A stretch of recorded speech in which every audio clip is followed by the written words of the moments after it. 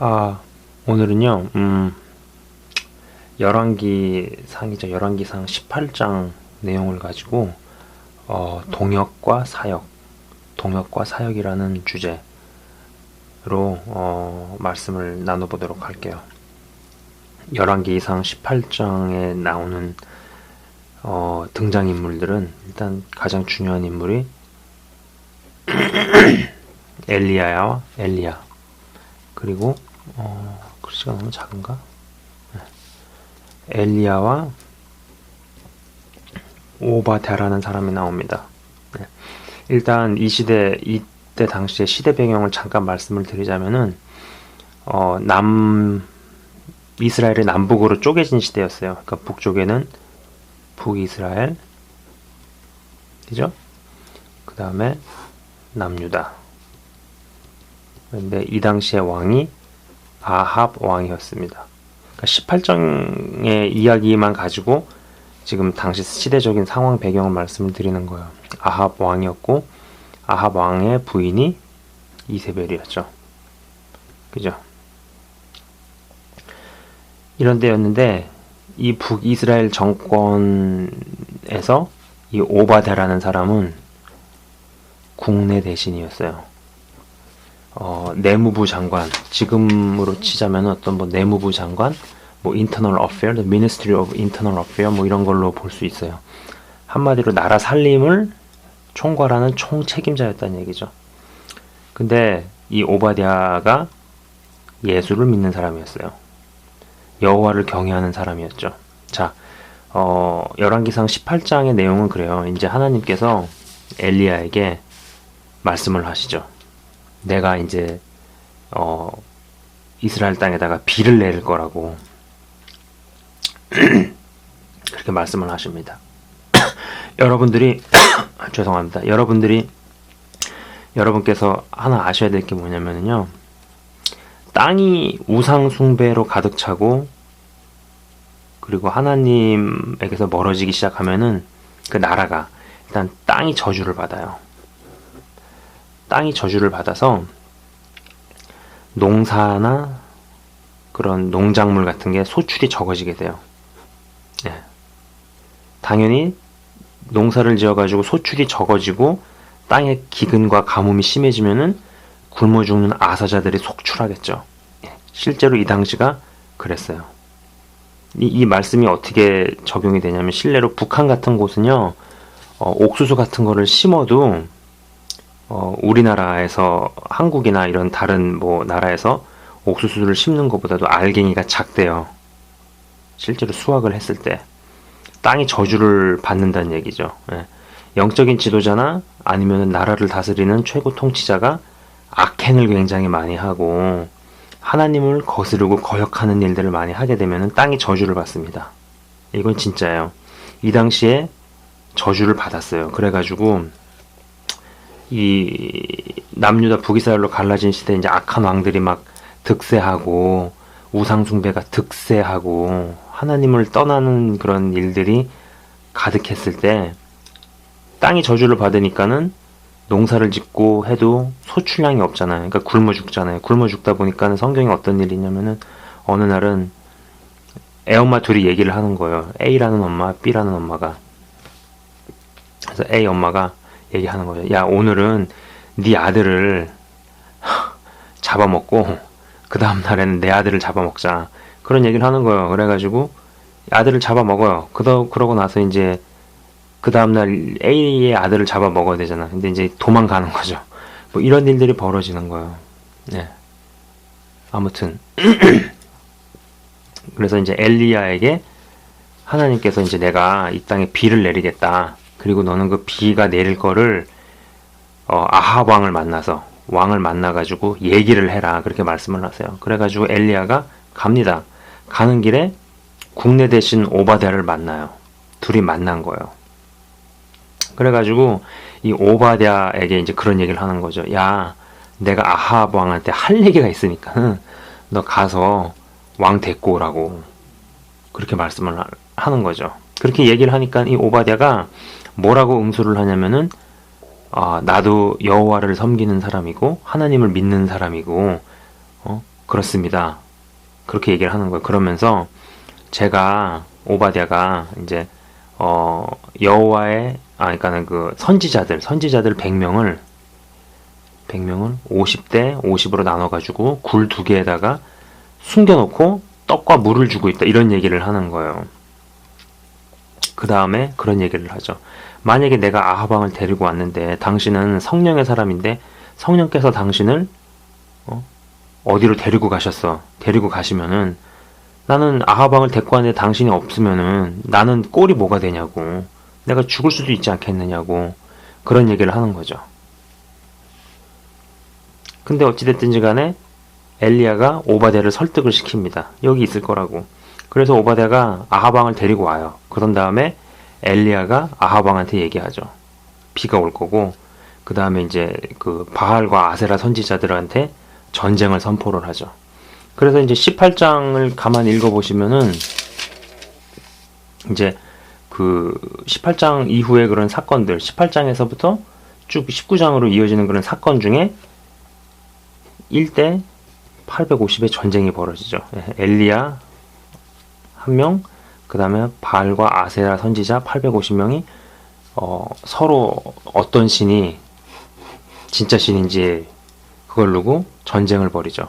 자, 제가 이제 배경들을 설명을 드렸어요. 근데 여기서 이제 알아야 될 게 뭐냐면은 엘리야랑 오바댜가 성향이 어떻게 다르냐 뭐 이런 것들을 볼 수 있는 거예요. 일단 오바댜 같은 경우는요. 일단 엘리야 같은 경우는 이 사람은 죽으면 죽으리라. 그런 신앙이죠. 할 말 다 하죠. 상대방이 왕이든 누구든 상관 안 하죠. 이 당시에 진짜 하나님을 믿는 선지자들은 비록 자기는 남루하게 살았어도 왕 앞에 가가지고 하나님의 심판에 대해서 말씀을 하고 하나님의 권위에 대해서 이야기를 했죠. 그죠? 근데 그때 정말 성령께서 역사하셔가지고 하나님이 나타나시게 되면은 왕이라도 그 앞에서 엎어지는 거죠. 그죠? 하나님의 영광을 보는데 하나님의 임재를 경험하는데 그걸 인간이 어떻게 감당을 하겠어요? 그죠? 여러분이 아셔야 될 게 지금의 왕의 개념, 뭐 지금의 대통령하고 그 당시의 왕하고는 완전히 차원이 달라요. 그 당시의 왕은 진짜 왕이었어요. 권력이나 이런 것들이 우리가 상상을 못할 정도로 무시무시했어요. 사실 지금의 뭐 대통령 개념은 뭐 좀 잘못하면은 뭐 언론에서 씹어대고 야당에서 공격하고 뭐 그잖아요. 제가 볼 때는 그 옛날의 왕에 비하면은 권위나 위신 같은 게 훨씬 못하죠. 그죠? 근데 그 옛날에 선지자들은 왕 앞에서 대고 큰 소리를 쳤단 얘기예요. 당신 그러다가는 하나님이 심판하신다고, 회개하라고, 돌이키라고. 근데 그런 얘기를 할 때 이 선지자를 통해서 하나님의 강력한 영이 임하기 때문에 아무리 왕이라도 그 앞에서 거꾸러질 수밖에 없는 거예요. 얼마나 무섭겠어요. 그죠? 그 당시 선지자들은 정말 그랬단 말이에요. 정말 하나님을 바르게 믿고 하나님의 일을 제대로 하는 선지자들. 거짓 선지자 말고. 그래서 이 엘리야는 죽으면 죽으리라. 그죠? 그러나 오바댜는 나는 날마다 죽노라. 이거죠. 왜냐하면은 할 말을 다 못하죠. 할 말 다 못하죠. 아합 왕 앞에서 오바댜는 할 말을 다 못하는 거예요. 눈치를 보죠. 그래야지 100명을 먹여 살릴 수 있는 선지자들 무리를 50명을 각각 굴에다가 숨겨두고 이들한테 빵하고 물을 공급을 하기 위해서는 녹봉을 받아야 될 거 아니에요. 그러니까 당연히 아합 앞에서 할 말 다 못하고 눈치를 보겠죠. 그러나 엘리야는 그런 게 없죠. 누구의 눈치도 안 보죠. 오직 이 사람은 하나님의 눈치만 보죠. 사람의 눈치는 보질 않아요. 그죠? 그렇기 때문에 이 사람은 항상 매일같이 자기 자신을 죽여야 되는 거죠. 자, 오바댜는 작은 그림을 보는 거예요. 디테일과 섬세함. 국내 대신이고 나라의 살림을 맡아서 해야 되는 사람이었기 때문에 아마 작은 것들에 신경을 쓰고 세세한 거, 소소한 것들을 보는 능력이 있었을 겁니다. 그러나 엘리야는 큰 그림을 보고 큰 그림을 그리는 사람이죠. 그리고 굉장한 하나님의 능력과 권능들이 그를 통해서 나타나죠. 이 두 가지 성향을 봤을 때 엘리야와 오바댜는 굉장히 자, 여기 밑에 보시면은 이렇습니다. 작은 그림을 그리는 사람, 디테일에 강하지만은 큰 그림을 그리고 하나님의 능력과 권능을 행했다라는 거죠. 이런 것을 봤을 때만 해도 엘리야와 오바댜가 성향과 어떤 역할과 기능 같은 것이 굉장히 달랐다라는 것을 짐작해 볼 수 있어요. 자, 보세요.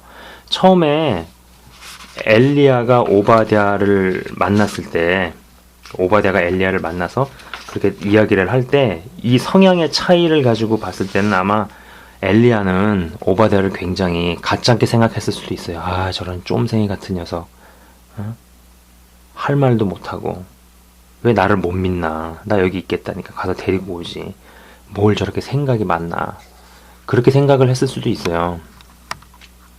근데 중요한 거는 그러고 나가지고 헤어지고 나서 아합 왕한테 이야기를 하고 1대 850의 전쟁이 벌어집니다.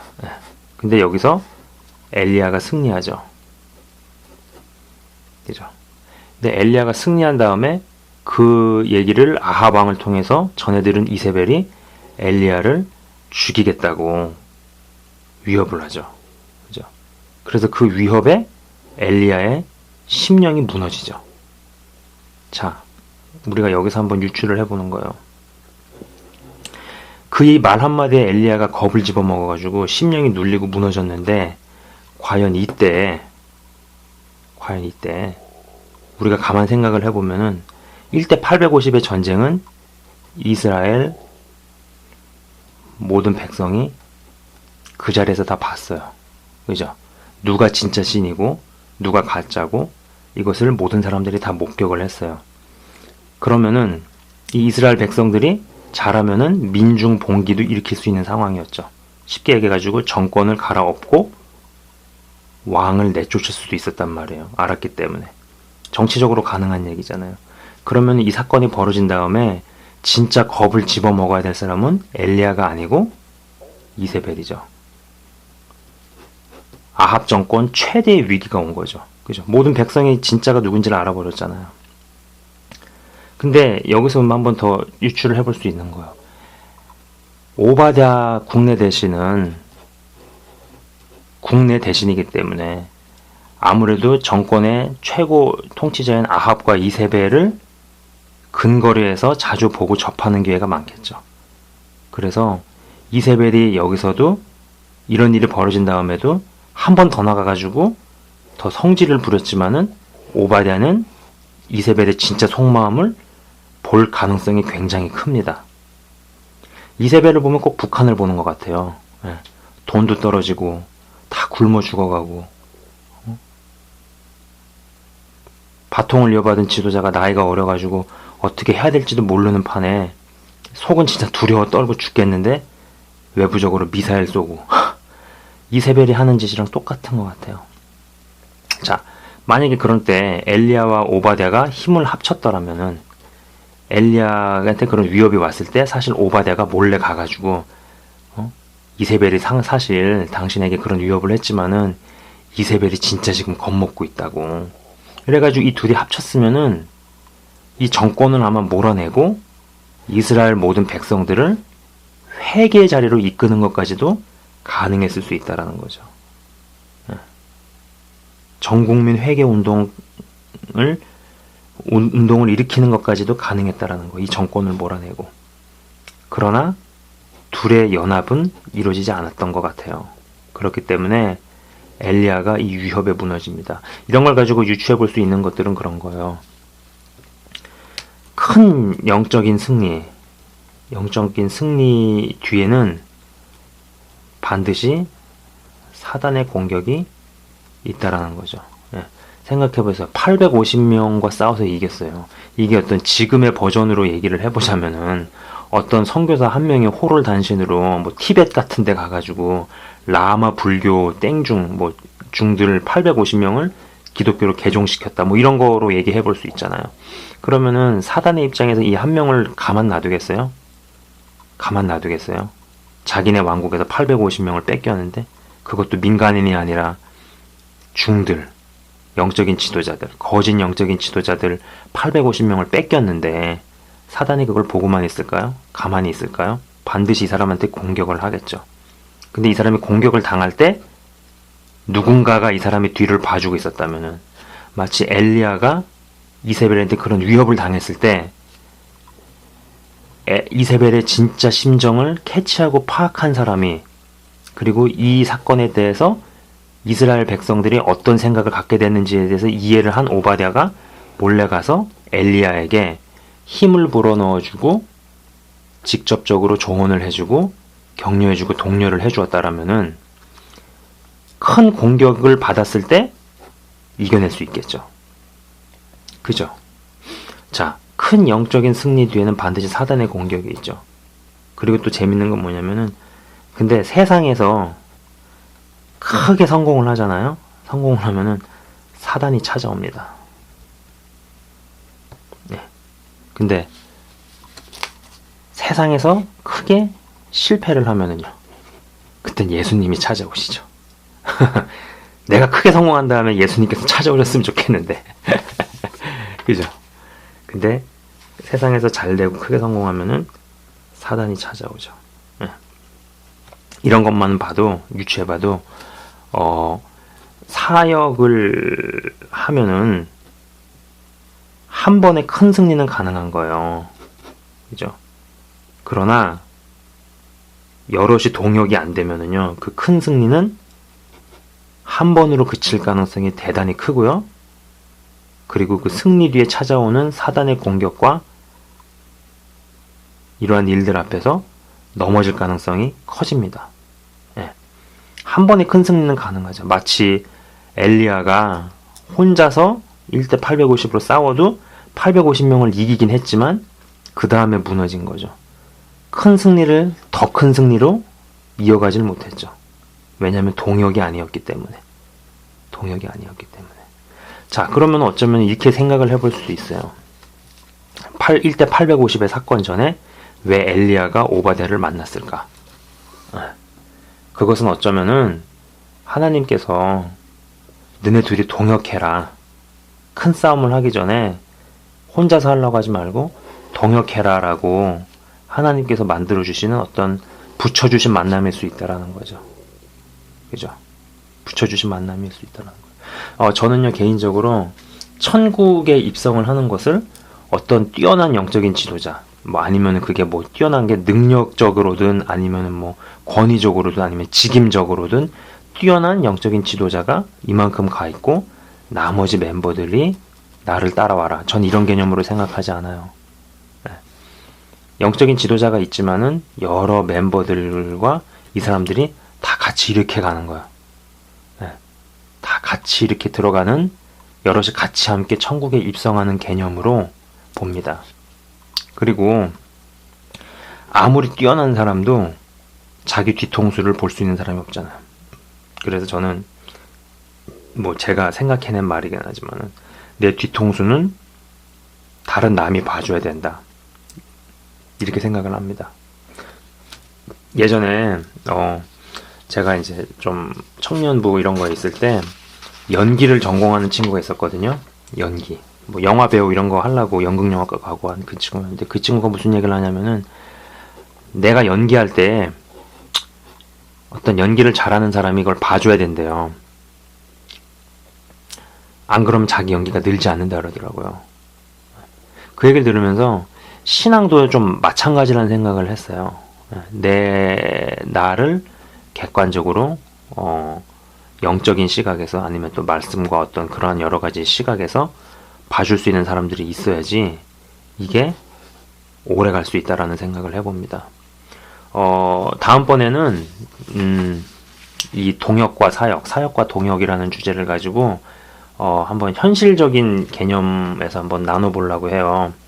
오늘은 이제 엘리야와 오바댜, 굉장히 성향도 다르고 체질도 다르고 또 부르심도 달랐지만은 그 둘이 만약에 힘을 합치고 정말 연합하는 관계로 갔다라면은 1대 850과 싸워서 이긴 다음에도 더 큰 승리로 이어질 수 있었을 수 있다라는 가능성을 제시를 해봤어요. 예.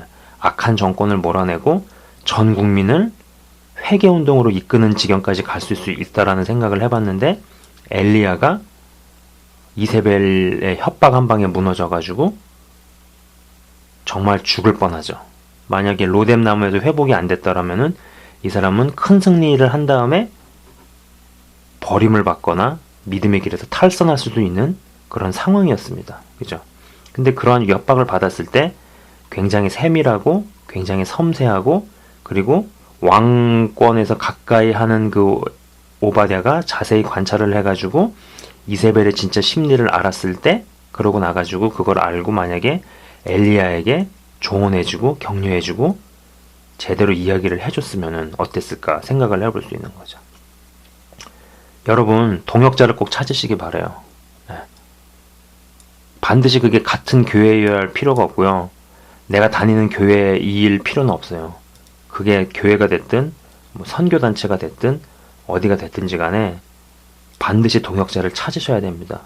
그래서 내가 못 보는 부분을 봐줄 수 있고 내 뒤통수를 봐줄 수 있고, 또 그리고 그런 동역자가 진심으로 하는 얘기를, 충고를, 혹은 어떤 좀 쓴 말이든 아픈 말이든 쓴 소리든 이런 것을 겸허하게 받아들일 수 있도록 여러분 한 분 한 분이 심적으로 준비가 되는 게 굉장히 중요해요. 천국은 같이 가는 곳입니다.